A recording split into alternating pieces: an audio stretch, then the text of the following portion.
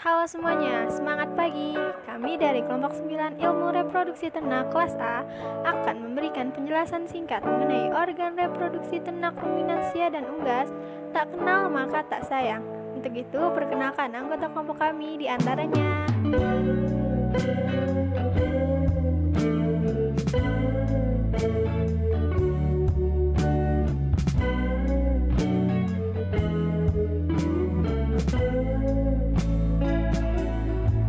Oke, untuk itu selamat menyaksikan. Oke, jadi saya akan menjelaskan bagian pendahuluan atau latar belakang dilaksanakannya praktikum acara 1 mengenai anatomi dan fisiologi organ reproduksi ternak. Jadi, reproduksi merupakan suatu kemampuan ternak yang sangat penting, di mana tujuan reproduksi sendiri itu untuk meningkatkan jumlah populasi maupun individu baru suatu jenis ternak. Nah, adapun hal-hal yang dapat mendukung proses reproduksi tersebut, yang pertama yaitu ada organ reproduksi. Organ reproduksi sangat berperan penting karena dapat mensekresikan atau menghasilkan hormon reproduksi, di mana hormon reproduksi tersebut akan berguna dalam proses reproduksi.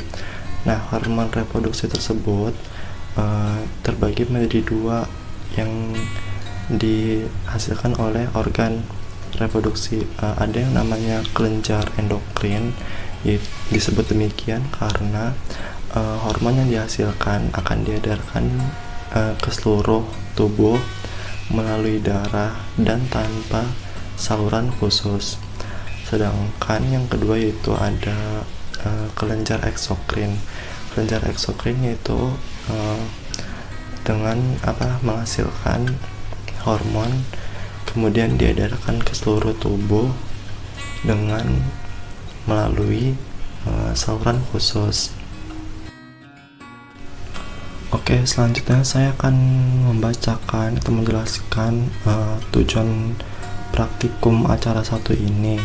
Yang pertama yaitu praktikan dapat mengenal dan mengetahui bagian-bagian, bentuk, letak, dan fungsi organ reproduksi ternak jantan maupun betina. Dan yang kedua itu praktikan dapat mengetahui perbedaan organ reproduksi beberapa komoditas ternak jantan maupun betina. Dan yang ketiga, praktikan dapat memahami mekanisme hormon yang bekerja pada organ reproduksi ternak pada jantan maupun betina. Kemudian manfaat dari praktikum acara 1 ini yaitu mahasiswa atau praktikan diharapkan memiliki pemahaman yang komprehensif tentang anatomi dan fisiologi organ reproduksi jantan maupun betina, sehingga nantinya akan menarik minat mahasiswa untuk melakukan penelitian terkait reproduksi pada ternak hewan. Sekian pembacaan bab 1 mengenai pendahuluan, tujuan praktikum, dan manfaat praktikum. Kurang lebihnya mohon maaf. Wassalamualaikum warahmatullahi wabarakatuh. Assalamualaikum warahmatullahi wabarakatuh. Nama saya Dika Haidar Pasya dari kelompok 9. Di sini saya akan membahas materi dan metode yang digunakan dalam praktikum IRT acara 1, materi anatomi dan fisiologi organ reproduksi ternak. Pertama-tama saya akan membahas materinya terlebih dahulu. Alat-alat yang digunakan dalam praktikum kali ini antara lain masker, handscone gloves, dan juga label penanda. Sedangkan bahan yang digunakan dalam praktikum kali ini antara lain preparat awetan organ reproduksi ayam dan juga preparat awetan organ reproduksi babi. Kemudian saya akan melanjut ke metode. Praktikum kali ini, praktikum anatomi dan fisiologi organ reproduksi ternak dilaksanakan di daerah masing-masing. Praktikum kali ini juga tidak dilaksanakan secara tatap muka ataupun secara langsung, melainkan dengan mekanisme secara daring. Caranya yaitu dengan menonton video di YouTube yang telah diunggah oleh asisten. Kemudian praktikkan menyimak serta memahami isi video tersebut. Setelah itu, praktikkan menjelaskan dengan singkat tentang bahasan materi yang telah dijelaskan oleh asisten. Setelah itu, praktikan dan asisten melakukan sesi tanya jawab tentang bahasan materi yang sudah dijelaskan sebelumnya. Terima kasih. Halo semuanya, jadi di sini saya Sayyidatul Baina akan menjelaskan organ reproduksi ruminansia jantan beserta fungsinya. Di sini kami sudah memiliki gambar organ reproduksi ruminansia jantan. Berhubung pandemi, jadi kita tidak punya organ yang asli yang ada di lab GPR Undip. Oke, langsung ke penjelasan. Organ yang pertama yaitu testis. Testis merupakan organ reproduksi paling dalam ruminansia jantan yang terletak sebelum epididymis. Berbentuk oval, bertekstur kenyal dan padat. Testis sendiri memiliki fungsi sebagai tempat penghasil sperma yang dibungkus oleh skrotum. Testis memiliki 3 bagian, yaitu sel Leydig, tubulus seminiferus, dan sel Sertoli. Sel Leydig akan menerima respon FSH untuk mensintesis dan mensekresikan testosteron. Tubulus seminiferus berfungsi sebagai tempat menghasilkan spermatozoa melalui proses spermatogenesis saat hewan mencapai usia pubertas. Sedangkan sel Sertoli berfungsi untuk merawat spermatozoa yang masih muda, menghasilkan hormon dan cairan testis. Tadi sudah dijelaskan bahwa testis dilindungi oleh skrotum. Skrotum sendiri memiliki fungsi yaitu untuk mengatur suhu testis agar tetap berada pada suhu 4 derajat sampai 7 derajat lebih rendah dari temperatur tubuh agar proses spermatogenesis tetap berjalan dengan optimal. Yang kedua ada epididymis. Epididymis merupakan organ reproduksi yang menghubungkan antara testis dan vas deferens. Berbentuk saluran memanjang yang ada di sini,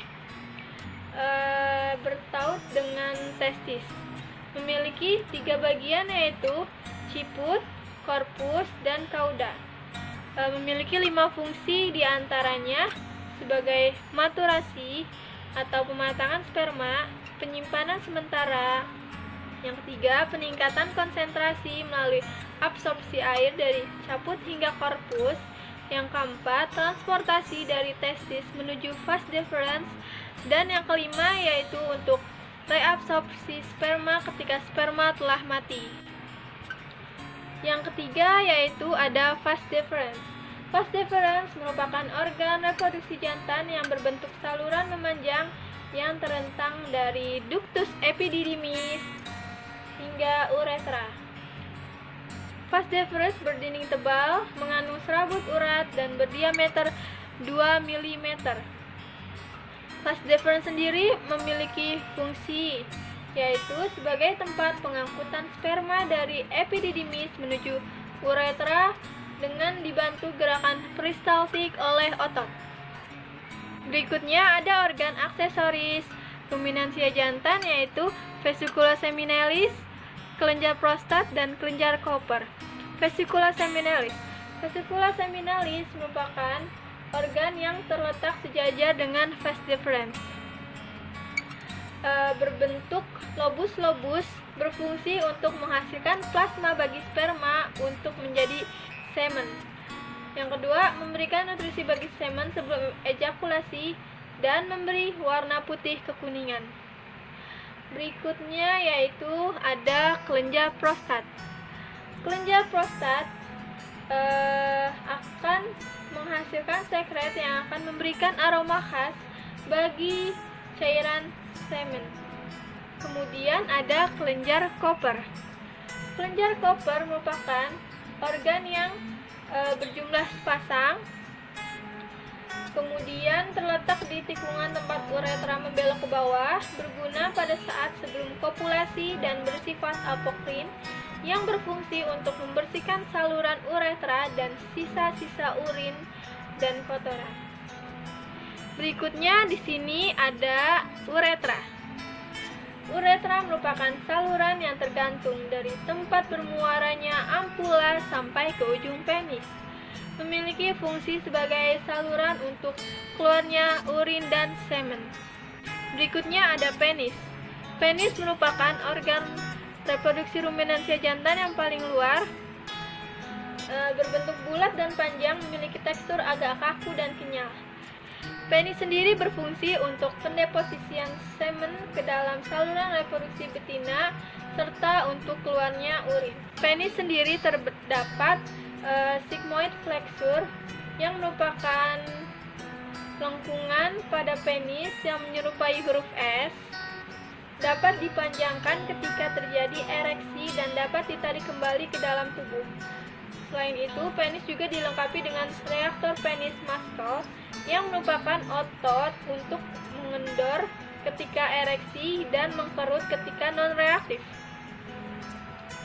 Letaknya menempel pada sigmoid flexure untuk membantu memanjangkan penis saat ereksi serta menarik kembali ke dalam tubuh. Assalamualaikum warahmatullahi wabarakatuh. Perkenalkan, saya Muhammad Nur Yasin, NIM 282 akan menjelaskan tentang organ reproduksi dari ruminansia betina. Organ ruminansia betina itu yang pertama terdiri dari, ini ada ovarium. Nah, di ovarium itu merupakan organ primer dari reproduksi ruminansia betina. Nah, fungsi dari ovarium sendiri adalah untuk menghasilkan sel telur serta menghasilkan hormon-hormon yang berperan dalam reproduksi, yaitu ada hormon estrogen serta hormon progesteron. Nah, selanjutnya dari ovarium ada oviduct. Nah, di oviduct ini ada suatu kelok-kelokan saluran yang berkelok-kelok dari ligamentum. Nah, oviduct ini terdiri dari 3 bagian. Yang pertama ada infundibulum, ampula, serta isthmus. Nah, infundibulum itu berfungsi untuk menangkap sel telur yang sudah diproduksi dari ovarium. Serta selanjutnya ada ampula yang berfungsi untuk sebagai tempat fertilisasi, serta yang terakhir isthmus bertugas menghubungkan antara ampula dengan ini uterus. Nah, dan bagian ketiga ada uterus. Uterus sendiri merupakan struktur saluran muskuler yang diperlukan untuk menerima ovum serta sebagai tempat perkembangan dari zigot. Nah, uterus ini terbagi menjadi 3 bagian. Yang pertama ada tanduk uterus, yang kedua ada corpus uteri, dan yang terakhir ada cervix. Nah, bentuk dari uterus sendiri masing-masing itu berbeda di setiap jenis hewan. Pada ternak ruminansia betina, bentuk uterus adalah spiral. Nah, selanjutnya ada cervix. Nah, ini cervix. Nah, cervix itu terbentuk dari 2 buah gelang atas bawah. Itu berfungsi untuk membuka dan menutup lumen. Mengapa? Karena untuk meminimalisir masuknya mikroorganisme ke dalam uterus. Selanjutnya ada vagina. Nah, ini ada vagina. Di vagina itu merupakan organ reproduksi yang terletak di antara pelvis serta vulva.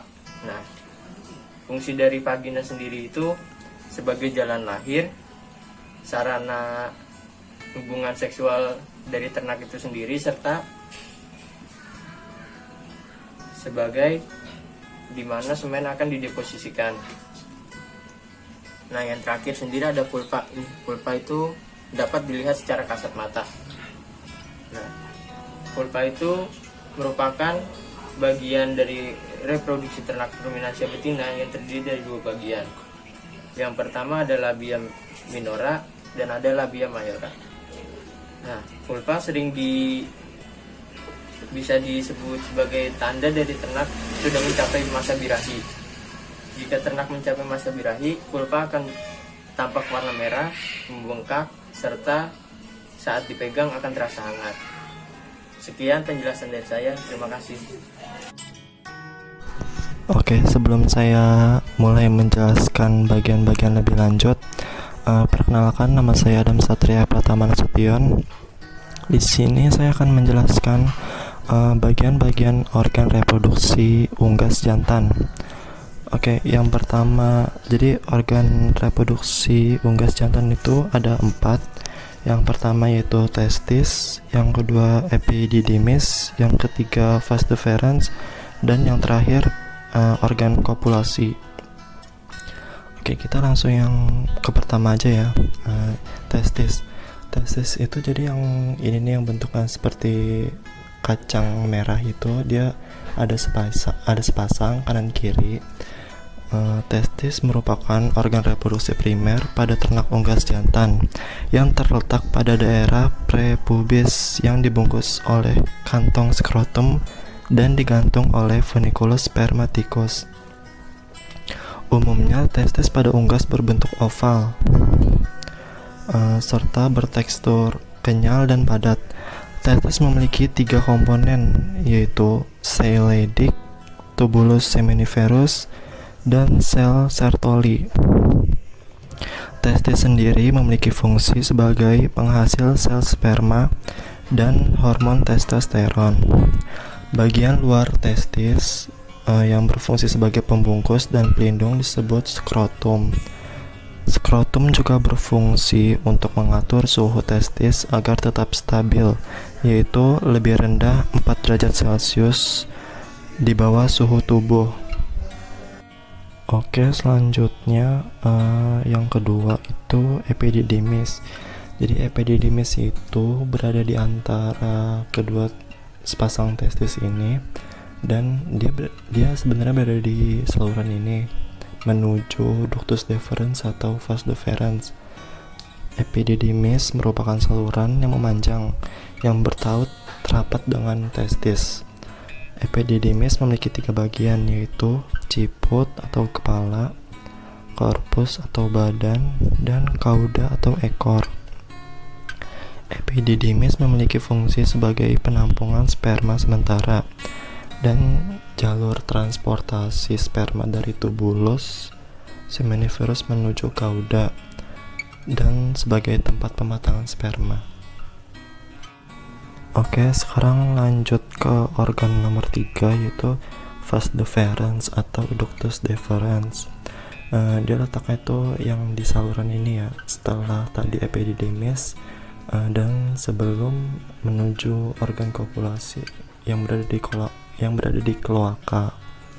Vas deferens merupakan organ yang berjumlah sepasang pada ayam jantan. Ya, dia letaknya sama seperti testis karena dia merupakan saluran penghubung, jadi dia ada di kiri dan di kanan juga.